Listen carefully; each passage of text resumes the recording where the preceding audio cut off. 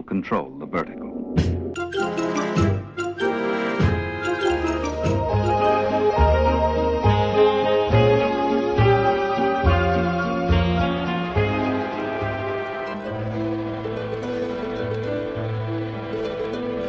Welcome to Anthologic, the TV anthology podcast.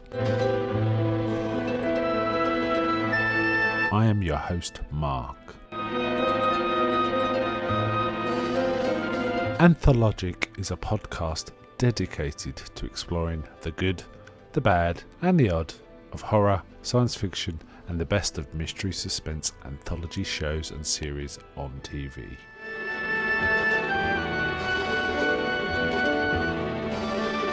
Join me as we slip through the cracks of reality to approach the extremes of experience, where we can peruse the stories and art of a sinister fairground of strange and wonderful rides.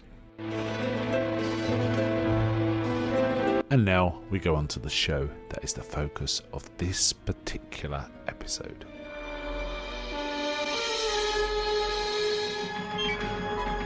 Welcome to this episode of Anthologic with your host Mark. Today we're talking about a children's kind of supernatural anthology series made by Thames Television for ITV in the UK and aired between 1975 and 1978. It extended to 3 series and it often had ghosts and horror dramas. And various notable writers were used in its production. For example, J.B. Priestley, Faye Weldon. People like that, and there was a fairly well-known British actors were involved. I don't think you'd probably recognise any of them if you're an international audience, but the likes of, say, Brian Glover, Gareth Thomas, Jenny Agutter. Oh, she's probably reasonably well known. And it's also featured in some of the stories a recurring character from a much earlier sort of supernatural children's series called Ace of Wands. So that's kind of interesting. It was also nominated for BAFTA TV Awards in its time, so that's pretty impressive. There were 3 series in all, 20 episodes in all. First airing was the 3rd of September 1975 and the last show was the 1st of November 1978. So yeah, had a reasonably good run in its time, and scrolling through some of the people involved, I recognise the names from that era. It's kind of interesting. What we're going to be talking about in this show though is the very first episode, which was Series 1. Which aired on the 3rd of September 1975, called The Future Ghost, written by Roger Marshall, directed by Leon Thau. Set in Victorian times initially, it features a woman who has decided to become a nurse, and this is not entirely respectable is how it's presented at this time. It appears that Florence Nightingale has encouraged young women to come and work as nurses and be independent, and this is somewhat frowned upon.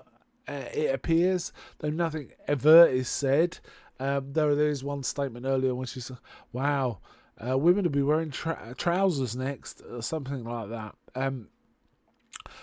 Basically, this girl stays in a room and she hears a voice of a girl nearby, and she goes to investigate and then emerges in what looks to us as the viewer, a fairly modern sort of hospital room, and it's a feverish girl, and the woman from the Victorian times assists her, gives her water, but she's kind of intrigued and perplexed by both the sounds outside in the street, and that includes cars and airplanes, and some of the devices within the room. For example, a telephone. She doesn't understand when it rings and she picks it. Oh, she just picks it up and someone starts talking. She does not know how to hold it. She does not know how to deal with it. Meanwhile, we do see, as she's doing this, her own room accidentally start to burn. A fire breaks out and it starts to go to cinders. And yes, but she is distracted by staying with this girl or she's not there, I should say, in her room, because she's sort of nursing this girl who is slowly getting better. Though she does not understand quite what's going on. It's kind of an interesting idea, this. I'm not sure how appealing it is to children. However, I have to say, children's drama in the 70s, particularly on ITV and BBC actually, though it was kind of slow and stagey, it was always a bit eerie and sort of odd. And it worked quite well. If you don't believe me, there's various serials. There's the Owl, I think it's called the Owl Service, Children of the Stones, things like that. If you watch them, they are somewhat disconcerting. It kind of works. Anyway, the next morning she goes back, but to her room, but it is burnt up, and the actual landlady is shocked to see her, well and good. And they start talking about it, and she says, I believe I was saved by a ghost from the future. Interesting concept. Very interesting concept. And one, it rang a bell with me, and I looked into this. Yes, Nigel Neal, he who wrote Quatermass, among other things, did develop an ITV play in the early 60s called The Road, which was about people in a village, a sort of medieval village, seeing weird visions, and it turns out it's a future echo almost. It's a future ghost. It's the Holocaust, a nuclear war, and it's the people going through the nuclear war have somehow left some sort of imprint in the area that echoes backwards through time. And this had the same concept. I kind of liked the idea. It was kind of interesting. Never explained. Don't think you have to. And this was only 25 minutes long, so, it just got on with business. Quite liked it. I believe it's on YouTube, if you want to look. I have got the box set, though, of the entire series. So there's some interesting stuff going on in this one. And just scanning through some of the other stories, it's ghosts, supernatural, witches, time travel, as this one is about, and sort of staying in old houses, and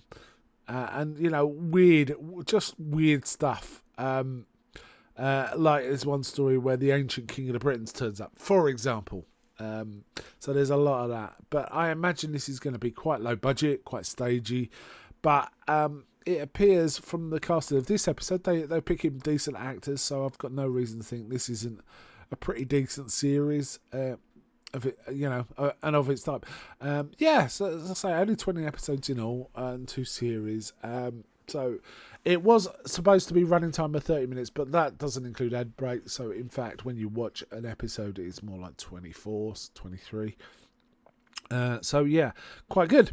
I haven't really got much more to say about it. It looked okay. It was stagey, but it was fine. I thought the script was fine. But I haven't got much more to say about it, so I am going to stop there. But before I go, may I ask, is anybody out there? I'm not.